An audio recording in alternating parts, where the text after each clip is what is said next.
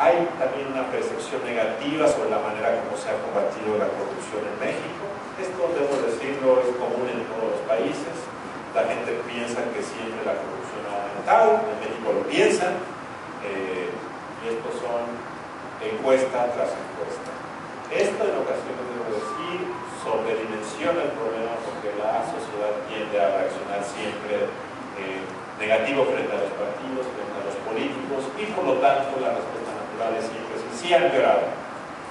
Dos, también debo decir que con frecuencia cuando los gobiernos luchan contra la corrupción o luchan contra el narcotráfico, se ve más la sangre del problema, y por lo tanto la gente piensa que hay más de eso. En ocasiones cuando los gobiernos luchan contra la corrupción se ve más el problema, pero no quiere decir que el problema sea mayor, quiere decir simplemente que es más visible. De tal forma que en ocasiones estas encuestas son injustas frente a los esfuerzos que hacen algunos gobiernos.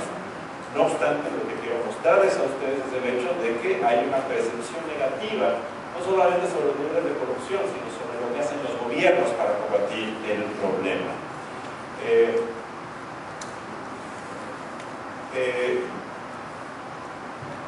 De tal forma que esta es la percepción que existe actualmente sobre el asunto. ¿Por qué ha aumentado la corrupción en México? Creo yo que la democratización ha contribuido a empeorar el problema. La democratización aumenta la corrupción en algunos países, mientras que la democracia la disminuye. Y esto que parece una contradicción es lo que voy a tratar de explicar. El proceso de camino hacia la democracia en ocasiones aumenta la corrupción en el corto plazo. Una vez que uno llega a una fase democrática, consolidada, liberal, la democracia tiende a disminuir. Pero en México, en este momento, estamos en un proceso de camino hacia la democracia. Y este proceso de camino, de ensayo y error, de abuso, de un proceso en donde las instituciones están readaptándose, es en ocasiones lo que genera desorden. Y yo he tratado de explicar este fenómeno a través del acrónimo FLIME. ¿Qué es FLIME? FLIME es un acrónimo que trata de expresar 5 factores que están generando mayor corrupción en México. Y los voy a platicar. El primero de ellos es la fragmentación, es la F de FLIME. Quiere decir que los procesos de democratización como el que México vive está generando un proceso de fragmentación del poder político. Hace 15 años México tenía una institución que era la presidencia, que concentraba la negociación política, las decisiones fiscales, la distribución presupuestal, la solución de litigios judiciales. Y hoy en México los estados, los municipios tienen independencia, ejercen soberanía, en ocasiones de manera irresponsable, pero el hecho es que la autoridad se ha fragmentado y eso significa que muchas decisiones y mucha influencia recae hoy en una serie de actores locales de manera independiente. La fragmentación puede significar, y creo que en México está significando, que las oportunidades de negocio, las oportunidades de soborno, las oportunidades de corrupción se han multiplicado, de tal forma que hoy los gobernadores, algunos presidentes municipales, algunos magistrados, algunos jueces de tribunales colegiados, de juzgados federales, de juzgados locales, tienen más oportunidad de influir en procesos decisorios, en licitaciones, en decisiones jurídicas, y eso multiplica las oportunidades de corrupción. Esa es una primera razón muy importante. Una segunda razón tiene que ver con la liquidez de la economía gubernamental, y este es un fenómeno que se reproduce en muchas economías en proceso de desarrollo. El mundo vive en los últimos 9 años el mayor boom de precio de materias primas desde la década de los 70s. En el caso de los metales y el petróleo, el precio que se observa actualmente es el más alto desde la Primera Guerra Mundial. Quiere decir que países como México, que exportan petróleo, el precio del petróleo ha crecido 373%. 373% desde 2002 y 750% desde 1998. Países como México, países como Venezuela, exportadores de petróleo, tienen súbitamente cantidades muy grandes de recursos. Mucho dinero en la mesa para el gobierno federal, para los gobiernos locales, significa una relajación de la disciplina, significa la tentación para distribuir dinero, significa mayor clientelismo y significa mayor corrupción. Creo yo que gran parte del problema está justamente detrás de este asunto de liquidez. Curiosamente, este periodo de enorme liquidez y de mayores recursos a los gobiernos locales ha venido acompañado en algunos casos de mayor endeudamiento de los gobiernos locales. Quiere decir que la mayor liquidez lejos de resolver los problemas locales genera más tentación y más adición al dinero público, y lo que acaba generando es un efecto más perverso que el que había anteriormente. De tal forma que ahorita hablaremos de este tema del endeudamiento, pero hay más dinero en los gobiernos locales y sin embargo algunos de ellos recurren más al endeudamiento. El tercer tema es el tema fundamental de los problemas políticos de México, es el tema de la impunidad, que quien la hace no la paga.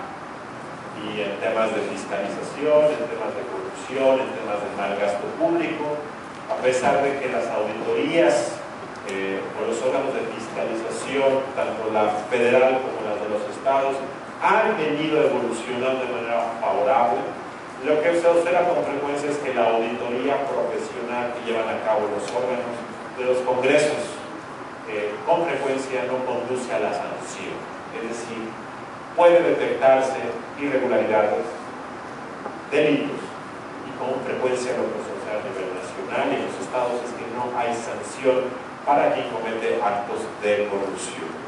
El otro fenómeno tiene que ver con los medios de comunicación. Algunos medios de comunicación son cómplices del problema de la corrupción. Se ha acentuado en México un problema que ya existía, que es el hecho de que una enorme liquidez de la economía gubernamental ha conducido a que muchos medios de comunicación, prensa, local, radio, estaciones de televisión, vivan de los presupuestos públicos y llegan con el presidente municipal cuando es candidato y con el gobernador cuando es candidato, le dicen si quieres cobertura te va a costar 15 millones de pesos en una publicidad, de tal forma que un candidato a gobernador requiere distribuir 80 o 100 millones de pesos en su campaña para tener cobertura en muchas regiones del país. Las entrevistas son pagadas, quien no paga no sale, de tal forma que el ciclo corruptor empieza en las campañas políticas, y muchos medios en México han aprendido que en las campañas y mediante los convenios de publicidad y la venta de cobertura es la manera para sobrevivir. Y una vez que el candidato es gobernador o es presidente municipal, lo que acaba ocurriendo en muchos lugares es que hay una suerte de complicidad. Lo que ocurre entonces es que los medios de comunicación no cubrirán los casos de corrupción, se harán de la vista gorda porque muchos medios de comunicación en México, desafortunadamente, son parte del problema y esto los convierte en cómplices. Y finalmente debo decir que en el caso del sector empresarial mexicano algo muy semejante. No todos son así, pero un segmento muy importante del empresariado mexicano surgió de los contratos de gobierno cuando acabó la Revolución Mexicana, y muchos de ellos han seguido viviendo de la comodidad de los contratos de obra pública. Lo que uno observa en muchos estados del país es un proceso de acomodamiento, de acomodarte con el nuevo gobierno, sea quien sea. ¿Por qué? Porque muchos empresarios que quieren es el contrato de la presa, el contrato de la carretera, están dispuestos a pagar el 15 o el 20% al funcionario para tenerlo, y se han convertido en cómplices. En México, desafortunadamente, el sector empresarial en lo general carece de liderazgo, carece de voz, carece de los méritos para convertirse en un actor que ayude a combatir este grave problema. Creo que en Monterrey, por el perfil del sector empresarial, por su liderazgo histórico, esto puede ser diferente, pero en la mayor parte del país lo que se observa es un sector empresarial reactivo, acomodaticio y renuente a dar la batalla por este problema tan grave que tenemos. Habiendo planteado este tema de un problema de corrupción que es mayor, déjenme acabar esta primera parte con una reflexión sobre la transparencia. Finalmente, la transparencia no es un fin en sí mismo, sino un instrumento del buen gobierno, como la exposición de Bernardo González Arechiga nos mostró. La transparencia es plantear una narración de cuentos y de cuentas, como decía él, para tratar de explicar cómo está funcionando un gobierno. Pero finalmente, creo yo, la transparencia lo que busca es el buen gobierno y es disminuir los niveles de corrupción. Los avances en materia de transparencia en México no se han traducido en la corrupción. Y la pregunta es, ¿por qué? Es muy importante esta pregunta porque podemos seguir enamorados de la transparencia y lograr que la transparencia avance mucho, pero de nada sirve que avance la transparencia si no avanza la buena gestión del gobierno, la rendición de cuentas y eventualmente la menor corrupción. Y creo yo que el problema radica en varias cosas. Radica uno en la calidad de la información gubernamental, que a pesar de que haya transparencia, la calidad de los indicadores de gestión es a veces de una muy dudosa calidad, porque como se mostró también en esta presentación, la mayor parte de los gobiernos municipales, por ejemplo, no tienen ni siquiera la capacidad humana o técnica para generar estos indicadores. El segundo, creo yo, es que los medios de comunicación, los organismos de la sociedad civil, los investigadores, no han hecho una labor profesional para usar la información, generar análisis y poder exigir rendición del cuerpo. Buena parte de la información que se solicita es para generar escándalo mediático, la forma que se queda en la superficie. En otras ocasiones es para vigilar, pero en pocas ocasiones lo he visto, que la información pública se use para investigaciones de fondo que permita poder ir al asunto de la corrupción.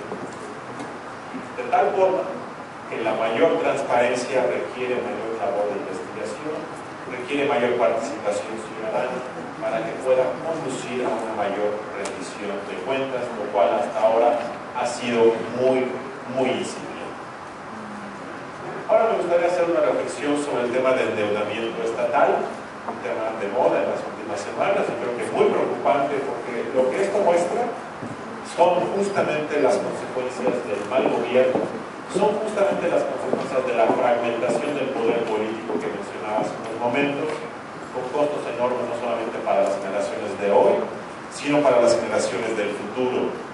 La deuda de las entidades ha aumentado de manera consistente, como se ha mostrado en la tabla. La deuda ha crecido de manera consistente, de 89,000 millones de pesos hace 10 o 11 años a 316,000 millones, y esta es la deuda, solamente la deuda que se registra ante la Secretaría de Hacienda. Hay un pedazo de este pastel que no está aquí, que es deuda de corto plazo, menor a un año. Tampoco se incluye otro tipo de obligaciones financieras como lo que los gobiernos destinan para los llamados PPS, que son proyectos de prestación de servicios, que son obligaciones financieras, o para otro tipo de pasivos. Esta es solamente la deuda registrada ante la Secretaría de Hacienda. 19 estados, incluido Nuevo León. La deuda se ha duplicado, más que duplicado, en los últimos 5 años.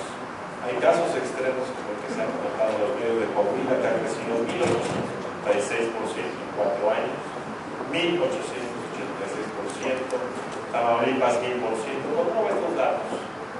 Algo no está bien en esto. No puede haber un proceso de previsión, sobre todo cuando los estados, reitero, salvo 2009, han estado recibiendo cantidades crecientes de recursos. Cuando uno ve estas cifras, algo no está funcionando bien. Nuevo León es de los estados que son moderados comparativamente y tiene un incremento de 107% en los últimos 5 años.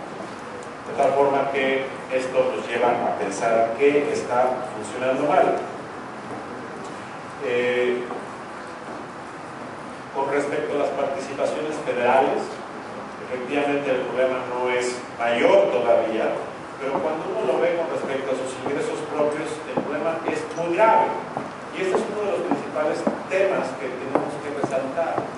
La pereza fiscal de los gobiernos locales en México es uno de los temas más graves de la política mexicana, que tiene que ver con el hecho de que los gobiernos locales se observa que está creciendo en los últimos 10 años, podemos pensar que el efecto del endeudamiento ha contribuido a un mayor gasto corriente en casi todas las entidades del país. Y esto lo que te genera como consecuencia es un enorme confort, pereza, y lo que observa en el país es que pocas entidades han hecho un esfuerzo por fortalecer su recaudación local. Puesto de otra manera, si tú eres presidente municipal, y este no es el caso de San Pedro, y no es el caso de todos, pero sí de una buena mayoría de alcaldes en México, imagínense ustedes, algunos de ustedes lo han sido, pero en general, si ustedes llegan a la silla el día 1 y les dicen, mira, vas a estar aquí 3 años, y tienes varias opciones para ser popular y después poder ser candidato a gobernador o senador.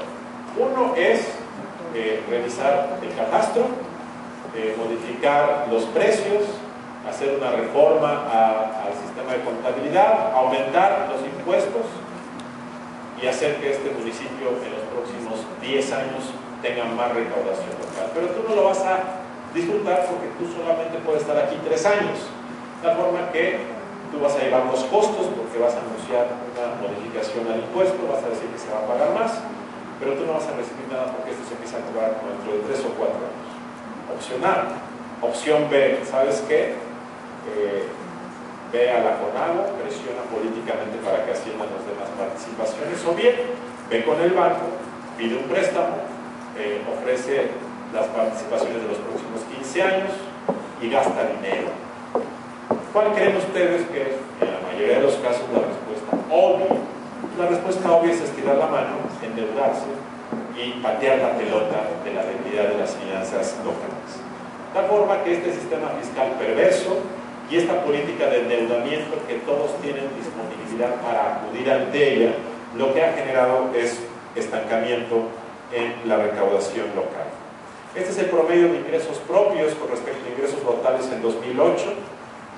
La mayor parte de las entidades del país está en niveles menores al 7%. Nuevo León es la tercera entidad con más recaudación propia con respecto al total, más del 15%, pero vean el estado general del país, la pereza de la recaudación local. Y finalmente esta perversidad fiscal que se ha gestado en los últimos 100 años, que se ha acentuado desde que se estableció el sistema de coordinación fiscal, que creo yo que la política de endeudamiento ha todavía agudizado más, tiene que ver con un problema que es el triángulo fiscal de la irresponsabilidad. Porque creo yo que en México tenemos una sociedad que paga impuestos, pero son recaudados en su mayor parte por el gobierno federal. De tal forma que finalmente la responsabilidad de la sociedad establece con quien recauda una buena parte de ellos. El gobierno federal transfiere a los gobiernos locales y en este vínculo de la transferencia se ha generado buena parte del negocio de la política en México. Vean ustedes las discusiones de los últimos años. Es entre gobiernos locales, gobernadores peleándose con la Secretaría de Hacienda en una suerte de presión política para ver quién le toca más y cuánto le toca. De tal forma que la lógica fiscal local tiene que ver más con la presión ante la Secretaría de Hacienda más que con modificar sus prácticas de recaudación local. Y este es el triángulo central de lo fiscal en México. Y este triángulo sin base lo que te genera justamente es un problema de falta de conexión en la base. Debiese ser esa base inexistente de que los gobiernos locales acuden con la sociedad para cobrar impuestos, la que generaría como consecuencia que los ciudadanos entonces estarían más dispuestos a exigirle cuentas al gobierno local. Pero como eso no ocurre, es como si ustedes tienen dinero que fluye del cielo, gastan, un poco se preocupan por la calidad de ese gasto. Los ciudadanos que reciben esos recursos o esos bienes públicos en general no exigen calidad, y esto creo yo que es uno de los problemas centrales de la falta de rendición de cuentas en México. Si este triángulo incompleto no se completa en los próximos años, podemos tener más transparencia, más leyes, mejores institutos y comisiones de la transparencia. El problema central de la responsabilidad de gobierno, creo yo, se da cuando esta base se completa, y creo que ese es uno de los retos centrales de México en los próximos años. mis comentarios iniciales. Muchas gracias.